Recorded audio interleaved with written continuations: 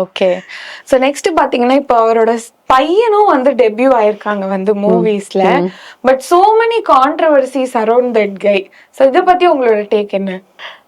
C எனக்கு எனக்கு தெரிஞ்ச வரைக்கும் when you are in movie, when you are in media and politics, இந்த ரெண்டு பப்ளிக் ப்ரொஃபஷன்ஸ்ல நாங்க வந்து ஹியூமன்ஸா இருக்க மாட்டேங்கிறோம். ஓகே, பப்ளிக் ஐல வந்துட்டு they don't think we have feelings, they don't think நாங்க வந்து ஸோ எங்களுக்கு மனசெல்லாம் இல்லை, எங்க பத்தி என்ன வேணாலும் சொல்லலாம், எங்களுக்கு ஹர்ட் ஆகாது, அந்த மாதிரி தான் ஃபீல் பண்ணாங்க. ஸோ அது என்னன்னு தெரியல, எல்லாரும் என்ன வேணாலும் பேசுவாங்க. ஓகே, அண்ட் நெகட்டிவா கூட பேசுவாங்க சும்மாவே.